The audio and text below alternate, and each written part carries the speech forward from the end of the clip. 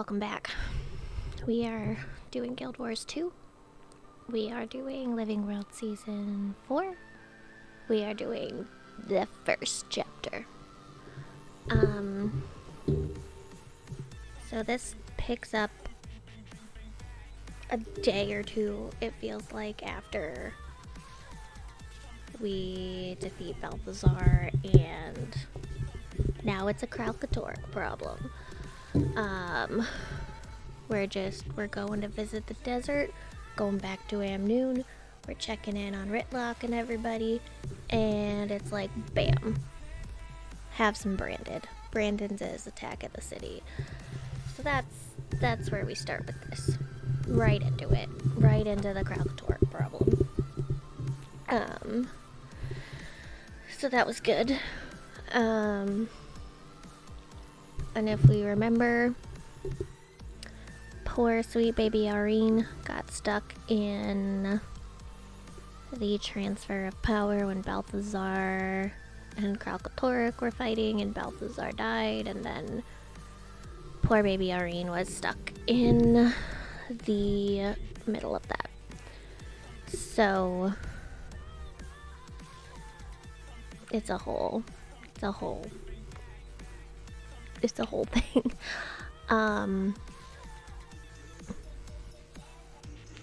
So we need to locate Arine.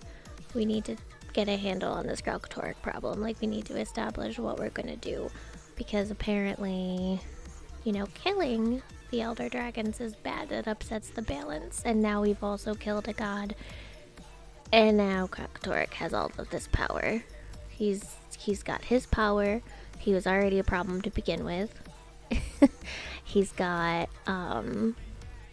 Mordremoth and Zaitan's powers, like, discombobulated into him, and now he's also absorbed Balthazar's rage and war magic.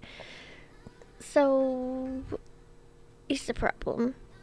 So we go through, and Arine comes to help us save Amnoon from the Branded, and Arine is suddenly a teenage dragon, and that raises a few red flags. We're like, oh no. Oh no. Our wee baby dragon is not a wee baby dragon anymore. So we're not great at keeping tabs on her. She just kind of flies around and does her own thing. At this point, she's kind of going through it. She doesn't want to deal with anything. But she wants to do what's right, so she comes and, like, beats things up when she feels like it. Like, she's around, right? She's so, like, she hasn't gone back to Turrier. Like, she's not in the city anymore. She's essentially just, it's kind of hard. Like, it's not really like this is where she is when she's not here. Like, we never really know where she is or what she's doing. Like, we kind of get reports that she's around. So it's a whole thing for her. So we're going through Amnoon, and like I said, Arine shows up to save the day. And as we've defeated this wyvern, which was a pain in the butt, actually, to defeat. Actually, most things are just a pain in the butt to defeat on this character, in terms of this type of nonsense. So Arine shows us a vision of a city and undead. And we're like, why is she showing us undead? That's... what? So we're like, wait, undead in a city, uh-oh. So, we kind of figure out we need to talk to the Sunspears for information. Like, through questions and blah, blah, blah, blah, blah, we figure out that city in Arine's vision is Fariner. I don't know how to say it. I'm sorry. And it is like an abandoned, lost type city. It's not like some of the other ones, but it's not great. So we have to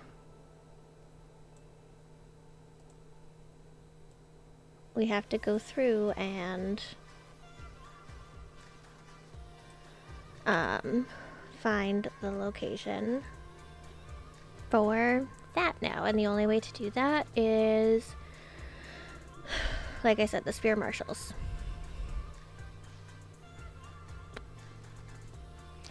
Where do you find spear marshals?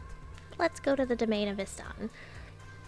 Let's see if we can convince them to let us into their secret headquarters and talk to us. That's gonna go great, right guys? Of course, we're the commander. So now we unlock the domain of Istan.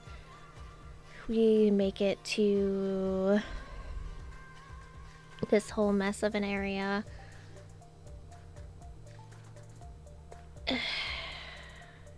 You don't spend a whole lot of time on this island once you get past this point. Like, so you have to go around, you have to help them out, prove that you're worthy of their attention or whatever. So go through all of those hoops they make us jump through, because why would anything be easy? Why would anybody just, oh yeah, sure, no problem.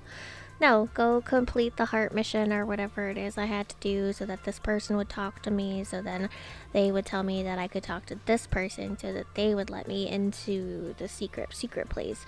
For that person to tell me that, oh yeah, the person you're looking for, that last spear marshal, he's locked up. They caught him. So then I have to try to free the spear marshal. How do we free a spear marshal from, oh, who has him? Joko's goons. Awakened have him. So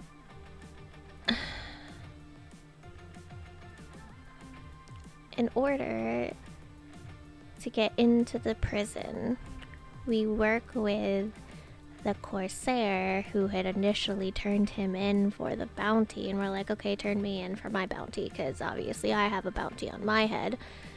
So we're like, okay, cool. And we go through the whole thing, and we go through the jail, and we die quite a bit, and it was long.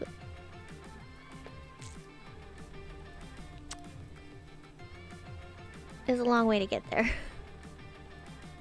Like, this video footage is sped up 8 times. Like, I feel like this living world,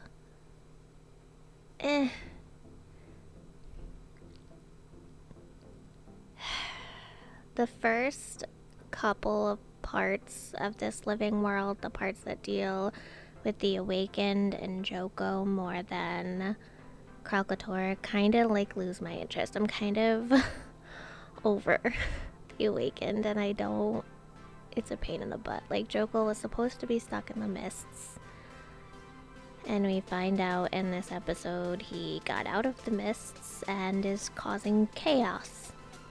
Like, fantastic. Great. Wonderful. So glad you're back. So glad you're here to cause us some chaos.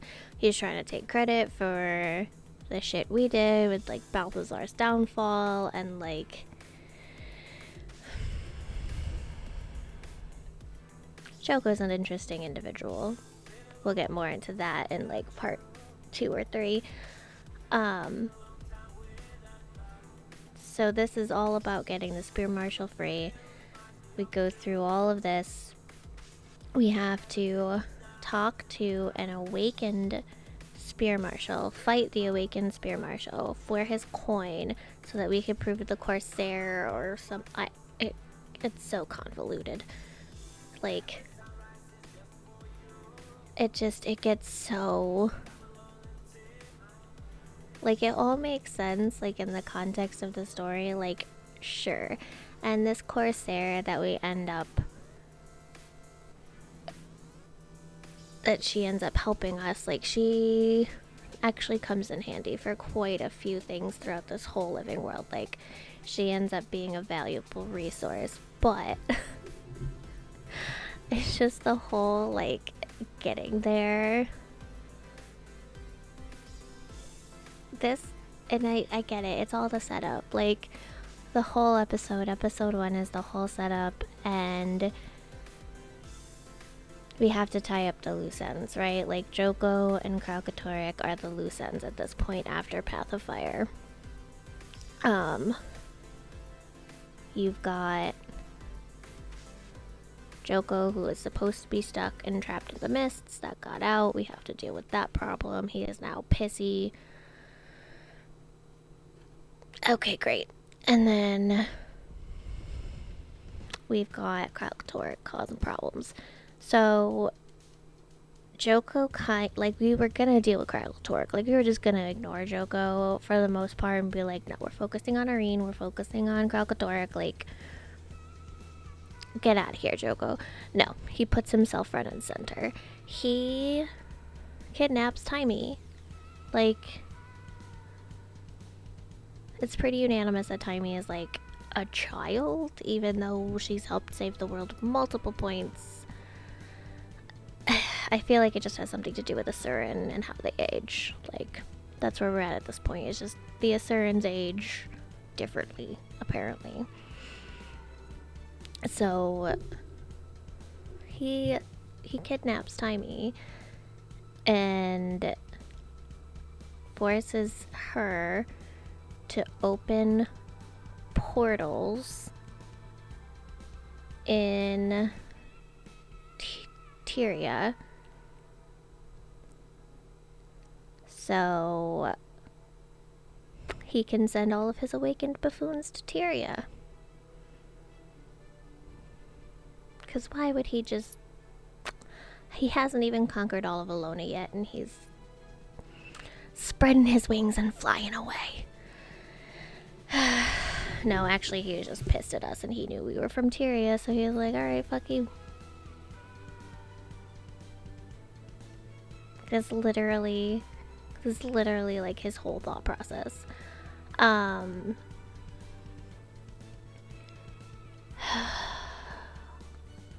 to even...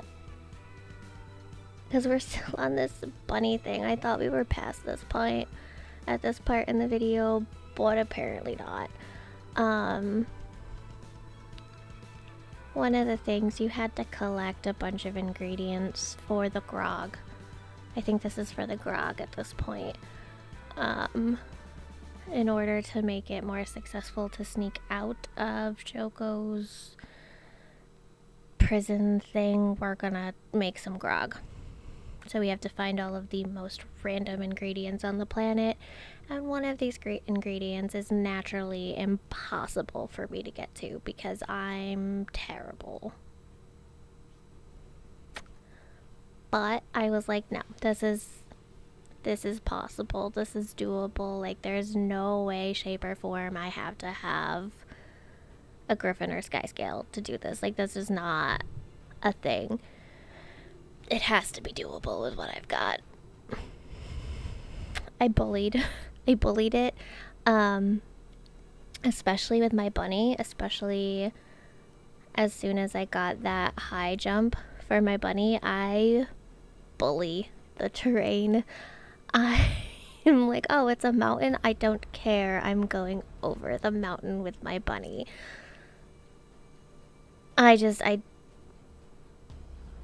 That's what I'm gonna do. So I somehow managed to, like, navigate my way around with a bunny. Like, okay, cool. That's what we're doing now. And so we have to fight our way out of the prison. that's where we're at now. Like, we're still just trying to get to this city that Aureen saw. Like, we're still just trying to get that information that was in Aureen's vision. Like, fantastic. Dude. So I love my thief. Daredevil. I love her to pieces. She is exactly what I wanted her to be in my head. Like, conceptually, like, she is what I wanted. However, she's not great for PvE. Like, she's not great for individual story missions. It has, if anybody here has watched me go through this with this character, it's been a rough road. But I've been doing world bosses and things, and she's fantastic for that. Like, bow, dagger, staff, like, whatever I want to use, like, there's a role for me, usually in the world bosses. Or, like, the bigger group events and things like that. Like, she's great for running around the world, and I did map completion on her. It was fantastic. Like, that's perfect for her and that character build.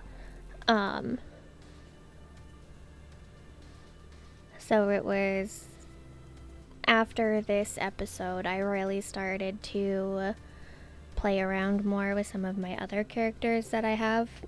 So I have a revenant and a druid and a fighter that are all differently equipped, obviously. But my revenant I've been leaning hard on for the desert stuff, so I'm toying with switching over to her for missions, because she, when I was playing through her storyline, did not have the death rate that my thief did. Totally different dynamics on that character. Totally different capabilities. Like, something about me and the Revenant just clicked. She's gonna be a renegade. So we make it through, we defeat, the guards and stuff, and we make it out of the Great Hall. And there's other people that are there to save us, and we're like, oh, we already saved ourselves. This is our life. We've already saved ourselves. So we make it through that part, and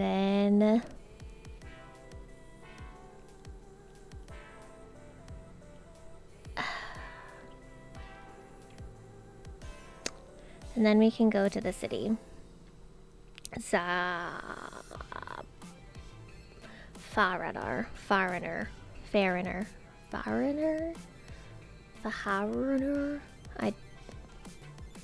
If you know how to say it, please correct me. I'm really sorry. I don't know why. So we're going into Foreigner. I can't. So it's a mess getting into the place, first of all. Plans, there's Awakened, it's a mess getting in there. And so we go through the whole beating everything up to get in there. There's a couple of little type of trappy, puzzly things that you have to go through. Nothing major, just like, okay, jump over with your raptor, pull the lever, whatever, so other people can go through. And it's like, you all also have a raptor, like, just jump over with me, like. And that's the problem where my thief runs into, is if I jump over onto that ledge and there's people to beat up, she's taking all the damage. Like, there's no one there to bounce damage off of, which is what that character kind of needs. Her being the main focus in an entire group of character, like, that's not good. That's not what that character is designed to take on. That character is designed to bounce around, stealth in and out, and backstab people. Like, that's the point of that character, is to flip around, stealth it out, come back in, stab somebody, stealth back out. Like, that's what that character is. It's not designed to sit there and take damage from 10 different bad guys all at once. Like, I get caught and I get annihilated, and it's frustrating. So we're still making our way through the city. Sometimes they make things super easy to get through and to, and it just boom, boom, boom, boom, boom. And sometimes it's like, how many more awakened are you gonna throw at me? Also, I love Canuck. He's a great character. I love his sarcasm. I love his sense of humor. I love Canuck. I do not love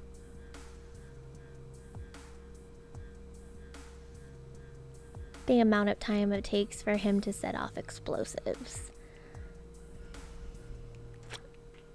It's a pain in my butt. And I know it's just them trying to, like, elongate things, but that's unnecessary in length. And it's always like, oh, I was done 10 minutes ago. And I'm like, Sir, I've died 6 times and you've told me that you could have had me out of here already. Like, collapse the roof on this dude and let's go. Like, that was a little annoying. But they did bring us Bram and Rox back. So yay. Because at this point we're rolling with Ritlock and Canuck, which is fine. Ritlock and Canuck are fine.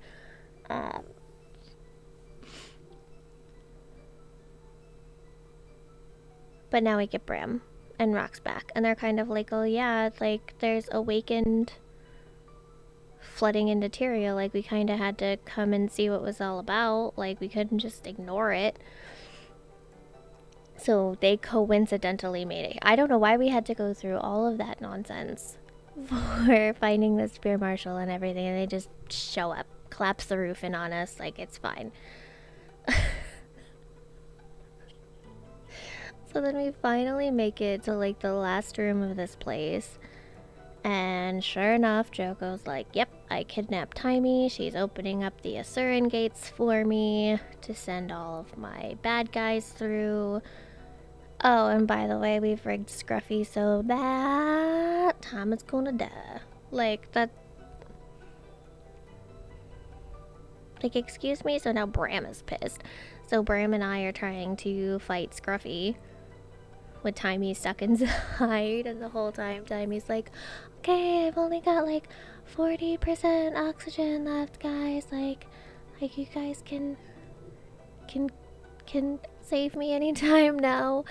And it's just like, oh, Taimi, sweetheart, like, you needed a manual override. Scruffy was very annoying to try and beat up. Scruffy took me way too long to beat up. It was not enjoyable. It was not a fun fight. The battles are so long sometimes for this character.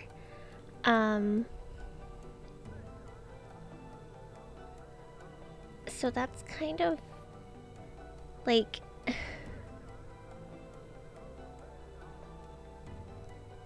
So we do eventually take Scruffy down. Eventually, I say, because it took me way too long. Way too long. And we are... So we save Taimi. Beat up way too many awakened. It was a whole process. It was a whole process. I fell off that platform so many times, as is tradition. Because why would I not fall off a cliff? On top of him having abilities to push me off the cliff. And it was designed for you to fall off because there's like stairs and stuff for you to come back up. And you have to go around to the different platforms, and it was just... it's just so much stuck in there. So much jammed in there. I forgot how long this battle took me. Which... It's a lot. It's a long time. Because obviously it's a phase boss, so like you've got the different phases where, okay, now he's at this level of health, so now he has this attack thrown into all of the other attacks that we were already struggling with. So... and that was with Bram trying to shield me and like give me the buffs or whatever that his character gives, and like still I still die a lot.